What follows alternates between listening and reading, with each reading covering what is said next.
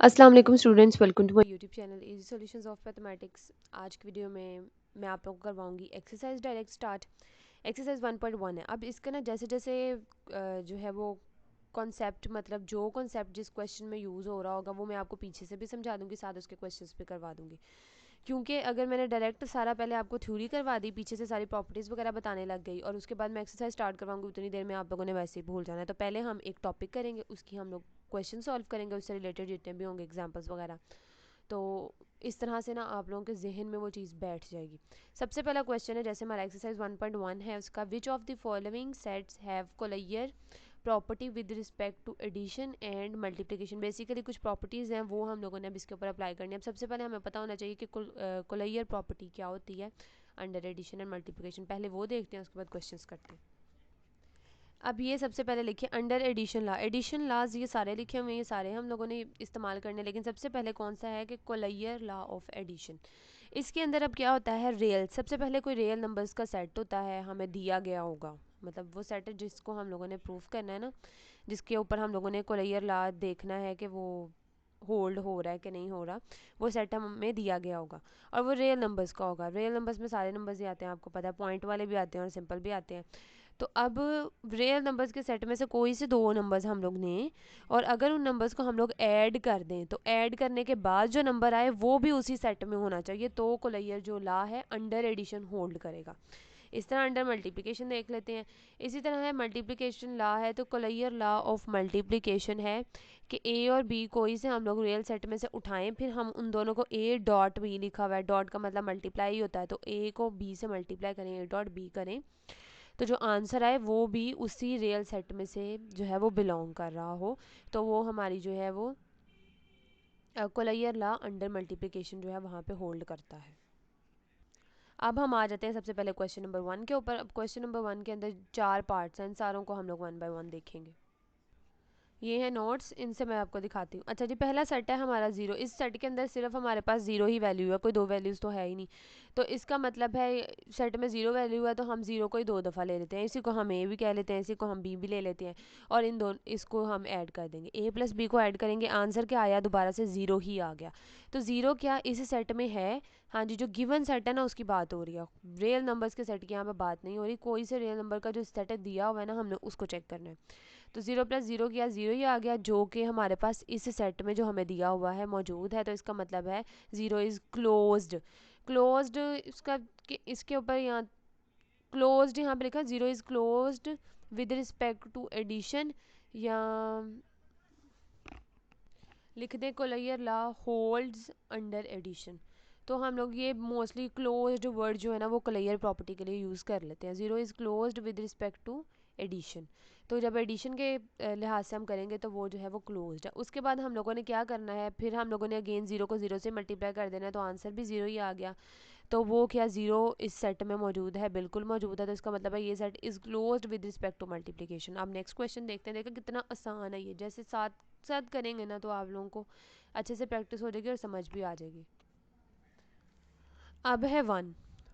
अब इसमें भी एक ही नंबर है, तो हम लोगों ने इसी को इसी में ऐड करके वन प्लस वन किया तो टू आ गया। टू अब इस सेट में मौजूद नहीं है, इसमें तो सिर्फ वन है, तो यहाँ पे बिलोंग्स के साइन के ऊपर हम लोगों ने एक लाइन लगा देनी है। इसका मतलब है two is not belongs to this set, ये वो जो वन वाला सेट दिया हुआ है, तो हम लिख देंगे कि one is not closed under addition, ये नॉट क्लोज अंडर एडिशन। और उसके बाद हम लोगों ने क्या करना है, वन मल्टीप्लाई बाय वन कर देना है, तो आंसर क्या आया, वन। और वन क्या है, इस सेट में मौजूद है, बिलोंग्स टू इस दिस सेट है, यानी बिलोंग्स टू वन वाले सेट में है, तो one is closed under multiplication, तो हम लोगों ने कह दिया अंडर मल्टीप्लिकेशन क्लोज्ड है। उसके बाद नेक्स्ट बारी आ गई है थर्ड क्वेश्चन की। अब इसको देखें, इसमें पहला नंबर जीरो है, फिर दूसरा माइनस वन है। अब क्या है कि हम लोगों ने प्रॉपर देखना है कि क्या हम ज़ीरो को माइनस वन से ऐड करें, ज़ीरो को ज़ीरो में ऐड करें, माइनस वन को माइनस वन में ऐड करें, इनको आपस में ऐड करें, माइनस वन को ज़ीरो से करें, ज़ीरो को माइनस वन, यानी हम लोगों ने हर पॉसिबल वे में देखना है कि वो जो हमारा कोलाइयर लॉ है वो प्रॉपर तरीके से होल्ड होना चाहिए। तो इसके लिए ना हम लोग टेबल बना लेते हैं। जब इस तरह का टेबल बनता है ना, इसका कहते हैं एडिशन टेबल। यहाँ पे हमारा जो होता है ना वो साइन जो हम लोग यूज़ कर रहे होते हैं वो आता है, प्लस आ गया, और 0 -1 है, ऊपर भी यहाँ पे 0 -1 आ गया और यहाँ पे भी 0 -1 आ गया। अगर फॉर एग्जांपल 3 वैल्यूज़ हो जाए ना, तो यहाँ पे 1 2 और यहाँ पे तीसरी वैल्यू का बना लेते हैं। इसी तरह यहाँ पे 1 2 और यहाँ पे फिर तीसरी का बनेगा, लेकिन 2 है तो 2 आ गई। उसके बाद हम लोगों ने, क्योंकि यहाँ पे साइन प्लस का है, तो 0 + 0 0 0 0 + -1, तो वो 0 -1 हो जाएगा, तो वो -1 ही रहेगा। उसके बाद -1 + 0 -1 होगा, -1 + -1 -2 हो जाएगा, क्योंकि माइनस माइनस प्लस होता है। तो ये सारी आ गई। अब ये जो सारा आ गया, इसमें देखें 0 भी सेट में है, -1 भी सेट में है, -1 भी सेट में है, लेकिन ये -2 सेट में मौजूद नहीं है। तो इस वैल्यू की वजह से हमारा नहीं ना हो रहा वो होल्ड, तो इसका नहीं हो रहा। तो हम लोग इसका देख लेंगे कि -1 को हम लोगों ने -1 में ऐड किया, -1 + -1 को -1 में ऐड किया, तो हमारा -2 आ गया है, which is not belongs to 0 1। यानी इस तरीके से आप लोगों ने लिख के बताना भी है कि किस वजह से हम लोगों ने कहा। तो हम लोगों ने लिख देना है 0 -1 is not closed under addition. इसी तरह से हम लोगों ने इसका मल्टीप्लिकेशन का टेबल बना देना। मल्टीप्लिकेशन टेबल, यहाँ पे मल्टीप्लाई का साइन लिखा, यहाँ पे 0 -1, यहाँ पे भी 0 -1, उनको मल्टीप्लाई करवाते जाना है। 0 को 0 से करवाया 0, 0 को -1 से करवाया तब भी 0, -1 को 0 से करवाया फिर 0, -1 को -1 से करवाया और वो हमारे पास आ गया 1। इस तरीके से उसके बाद अब हमने इस पूरे सेट में देख लेना है, जो हमारा गिवन सेट है उसमें है 0 है और -1 है। तो यहाँ पे 0 है लेकिन -1 नहीं है, -1 को तो छोड़ दें, 0 0 तो है। 1 जो है ना, एक ऐसी वैल्यू आ गई है जो हमारे पास हमारे सेट के अंदर ही नहीं है। तो इसका मतलब है हमने -1 को जब -1 से मल्टीप्लाई किया तो तब हमारा 1 आया ना, जो सेट में मौजूद नहीं है। तो -1 × -1 is equal to 1, which is not belongs to 0 -1। Hence 0 -1 is not closed under multiplication. Table बना लेंगे तो बहुत आसानी रहेगी, वरना आप लोग घूमते फिरते ही रहेंगे, दिमाग ही घूमता रहेगा कि इसको किससे मल्टीप्लाई किया था तो नहीं आया, किसको किससे कर दिया। तो इस तरीके से आपको फटाफट से देख के पता चल जाएगा कि किस एक वैल्यू की वजह से पूरा सेट जो है वो क्लोज्ड नहीं है। क्योंकि अगर एक भी वैल्यू जो है, अगर फॉर एग्जांपल आप लिख दें ना 0 × 0 is equal to 0 which is belongs to this set, और आप इसे क्लोज्ड कह दें, तो क्वेश्चन आपका वैसे ही क्रॉस हो जाना है, क्योंकि आप लोगों ने पूरे सेट को चेक करना है कि क्या वो क्लोज्ड है कि नहीं। अगला भी जल्दी से ये देखें मैंने सॉल्व किया हुआ है। एक 1 है, एक -1 है। अंडर एडिशन हम लोगों ने सारा कर लिया। अब 2 भी आ गया और -2 भी आ गया, इसके अंदर दोनों ही इस सेट में मौजूद नहीं है। तो हम लोग दोनों में से ना कोई एक वैल्यू की एग्जांपल दे के हम लोग कह देंगे विच इज़ नॉट के this set is not closed under addition. अब ये जो पहली है इसको ही ले लेते हैं। 1 + 1 किया तो 2 आ गया, 1 + 1 किया तो 2 आ गया, which is not belongs to 1 -1। तो आप ये भी कर सकते हैं कि -1 + -1, तो इसको भी ले सकते हैं, या इस दोनों में से किसी एक को कह दें आप लोग क्लोज नहीं है बस। मल्टीप्लिकेशन का टेबल बना लिया, 1 × 1 और इसको किया -1 आ गया, -1 1 ज़ा -1, -1 मल्टीप्लाई बाय -1 किया तो +1 हो जाता है। तो ये 1 और -1 आ गए हैं सारे, जो कि हमारे पास हमारे सेट में 1 भी है -1 भी है। तो इसका मतलब है 1 -1 इज़ क्लोज्ड अंडर मल्टीप्लिकेशन। अब कुछ क्वेश्चंस दिए हुए हैं, हमने सिर्फ इनके ऊपर देखना है कि कौन कौन सी प्रॉपर्टी लगी हुई है। तो इसके लिए आप लोगों को सबसे पहले प्रॉपर्टीज़ का पता होना बहुत ज़्यादा ज़रूरी है, आप लोगों ने याद रखनी है वो प्रॉपर्टीज़। ये थे एडिशन लॉज। अब इन एडिशन लॉज में देखते हैं। अच्छा जी, कोलायर का तो मैंने आपको बता दिया है। अब एसोसिएटिव लॉज ऑफ एडिशन क्या होते हैं, ये है A+ और ब्रैकेट में लिखा हुआ है B+C is equal to A+B, ये थोड़ी सी ब्लर लग रहे हैं, +C। इसमें क्या होगा, 3 वैल्यूज़ ऐड हो रही हैं, इधर भी 3 वैल्यूज़ ऐड हो रही हैं, लेकिन इधर लेफ्ट हैंड साइड पे आप लोगों की इन 2 वैल्यूज़ पे ब्रैकेट होगी तो आगे जाके पहली वाली 2 पे हो जाएगी, और अगर पहली वाली 2 पे होगी तो राइट हैंड साइड पे जाके आखिरी वाली 2 पे हो जाएगी, यानी सिर्फ ब्रैकेट्स चेंज हो रही हैं यहाँ पे। तो इसको कहते हैं एसोसिएटिव लॉ ऑफ एडिशन। ये हमेशा 3 पे ही होता है, 3 वैल्यूज़ पे।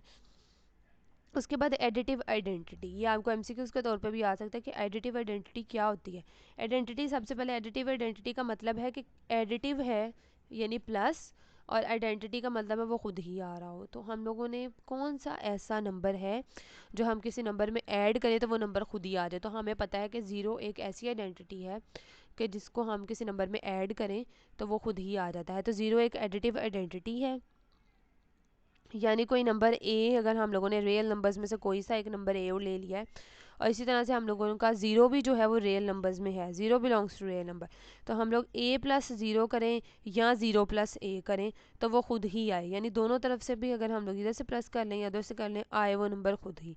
तो एडिटिव आइडेंटिटी हमारे पास क्या है, ज़ीरो है, और ये इसके ऊपर होल्ड भी हो रही है। इसी तरह एडिटिव इन्वर्स, एडिटिव इन्वर्स क्या होता है कि हम लोग उस वैल्यू में से क्या ऐसी वैल्यू जो है वो, यानी उस वैल्यू के इनवर्स को, अगर ए है बिलोंग्स टू रियल नंबर है तो हमने फिर माइनस ए लिया which is belongs to R. अच्छा, एडिटिव इनवर्स में हमेशा ये होता है कि उस वैल्यू में से कौन सी ऐसी वैल्यू माइनस करें कि आंसर ज़ीरो आ जाए। ये आप लोगों ने याद रखना है ये चीज़। ए बिलोंग्स टू अगर हम लोगों ने रियल नंबर्स में से ले लिया तो हमें पता है माइनस ए भी तो रियल नंबर्स में होता है ना, इसमें तो सारे नंबर्स होते हैं, each and every number real number में मौजूद होता है। तो ए और माइनस ए को जब हम लोगों ने ऐड किया है तो आंसर ज़ीरो आ गया, तो इसका मतलब है माइनस ए क्या है, एडिटिव इन्वर्स है, यानी उस नंबर में हम लोगों ने इसको ऐड किया है तो हमारा आंसर ज़ीरो आ गया, तो ये एडिटिव इन्वर्स है। कम्यूटेटिव लॉ ऑफ एडिशन हमेशा दो नंबर्स पे ही होता है, यानी ए और बी के ऊपर है, तो ए प्लस बी करें तो वो आए किसके इक्वल आएगा, बी प्लस ए के इक्वल आएगा। तो ये भी आप लोगों ने याद रखनी है आप लोगों ने कि कौन सी कहाँ पे। इसी तरह से कोलेयर लॉ ऑफ मल्टीप्लिकेशन है, ये आप लोगों को मैंने बता दिया है क्या होता है कोलेयर लॉ, और हम लोगों ने अप्लाई करके भी देख लिया। उसके बाद associative law of multiplication same वैसे ही होता है, उसमें तीन वैल्यूज़ इधर प्लस हो रही होती हैं और तीन इधर, और पहले में इधर ब्रैकेट्स थी उधर। इसमें भी सेम काम यही होता है, प्लस प्लस की जगह मल्टीप्लाई का साइन आता है कि यहाँ पे तीन वैल्यूज़ हैं और उधर यहाँ पे मल्टीप्लिकेशन का साइन इनके दरमियान आ गया, और यहाँ पे ब्रैकेट्स इन दो पे थी और इधर जाके ब्रैकेट्स फर्स्ट वाली टू पे आ गई हैं, तो यानी हम ब्रैकेट वाली वैल्यू को पहले सॉल्व करते हैं। मल्टीप्लिकेटिव आइडेंटिटी, एडिटिव आइडेंटिटी क्या होती है कि हम कौन सा ऐसा नंबर ऐड करें कि वो खुद नंबर आ जाए, क्योंकि हम वहाँ पे एडिटिव होती है ना, तो यहाँ पे है मल्टीप्लिकेटिव है। तो मल्टीप्लिकेटिव में ये होता है कि कौन सा ऐसा नंबर है जो मल्टीप्लाई करें तो वो नंबर खुद ही आ जाए, आना उसने खुद ही है नंबर ने, अब वो चाहे एडिटिव में हो या मल्टीप्लिकेशन में हो। एडिटिव में ये होता है कि ऐड करना होता है नंबर ताकि वो खुद ही आ जाए, तो हम जीरो को कर देते हैं। मल्टीप्लिकेटिव आइडेंटिटी में ये होता है कि हम लोगों ने ऐसा नंबर साथ मल्टीप्लाई करवाना होता है कि वो नंबर खुद ही आ जाए, तो हमें पता है कि वन वाहिद नंबर है, एक ऐसा नंबर है कि हम उसे इधर से भी मल्टीप्लाई करवा लें या फर्स्ट से करवा लें या सेकेंड वाली साइड से करवा लें, दोनों साइड से जहाँ से भी करवा लें वो नंबर खुद ही आता है। तो one is called the multiplicative identity of real numbers. तो ये आ गया हमारे पास। उसके बाद मल्टीप्लिकेटिव इन्वर्स है। एडिटिव इन्वर्स जो होता है ना, वो ये होता है कि उस वैल्यू में कौन सी ऐसी वैल्यू को ऐड करें कि वो ज़ीरो आ जाए। तो इसमें ये होता है कि उस वैल्यू के साथ कौन सी ऐसी वैल्यू को मल्टीप्लाई करें कि आंसर वन आ जाए।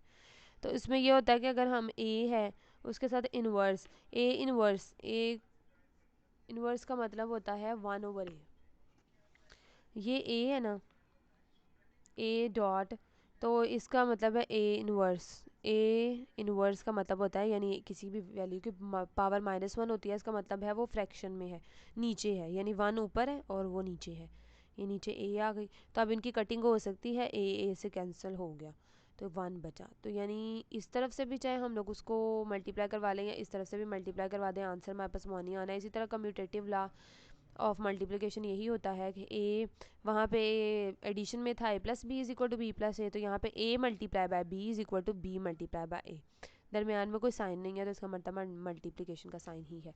नेक्स्ट एक और प्रॉपर्टी है जिसे डिस्ट्रीब्यूटिविटी या डिस्ट्रीब्यूटिव प्रॉपर्टी कहते हैं, distributivity of multiplication over addition, ये हमेशा यही होती है, इसको अच्छे तरीके से याद कर लें।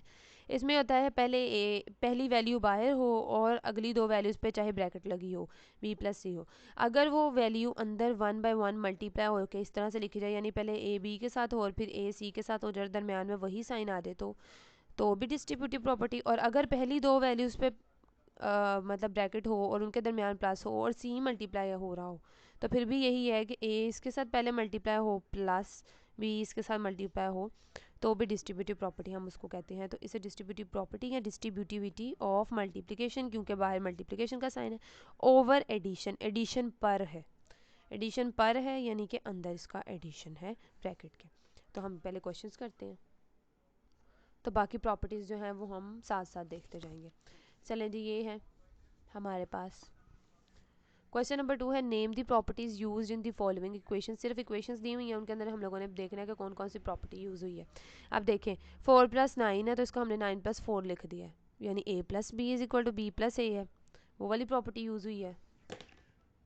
अब आप लोग साथ बुक रख के अगर मैच करते जाएंगे तो ज़्यादा आप लोगों की आसानी है। अगर आप लोगों ने याद कर लिया तो फिर तो मुश्किल ही कोई नहीं है। ये a प्लस बी है, b प्लस ए लिखा है, यानी 4 प्लस 9 है तो फिर उसको 9 प्लस 4 कर दे, यानी यहाँ पे a जो है वो 4 है और b 9 है। नेक्स्ट आ जाए।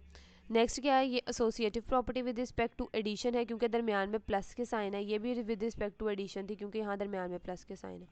इसमें क्या किया हुआ है उन्होंने, पहले a+1 पे ब्रैकेट है, आगे जाके उन्होंने क्या किया है, आखिरी दो पे ब्रैकेट लगा दिया। तो ये तो हमें पता है कि एसोसिएटिविटी में ही ऐसा होता है और किसी में नहीं होता। यानी a+b पे ब्रैकेट है और फिर प्लस c है, और आगे जाके उन्होंने क्या किया है, a प्लस आगे फिर b+c पे ब्रैकेट्स की तरतीब चेंज कर दिया बस।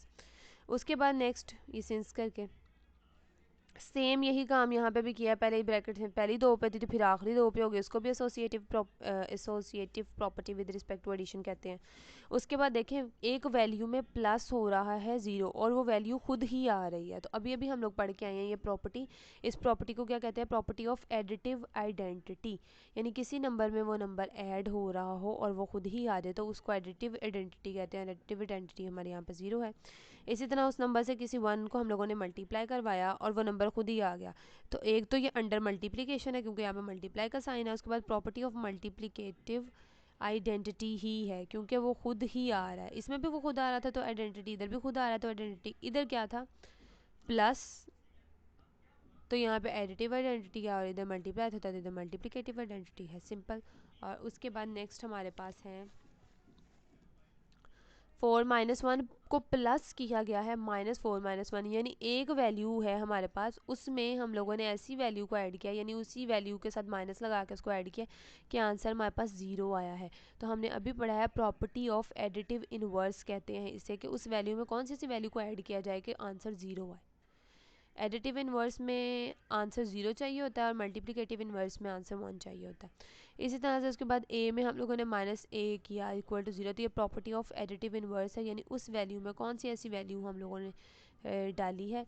अब इसको हम लोग इस तरह भी तो लिख सकते हैं ना खुद, a प्लस माइनस a, तो प्लस माइनस माइनस हो जाएगा तो यहाँ पे माइनस ही आ जाएगा, दरम्यान में दोबारा यही बन जाएगा।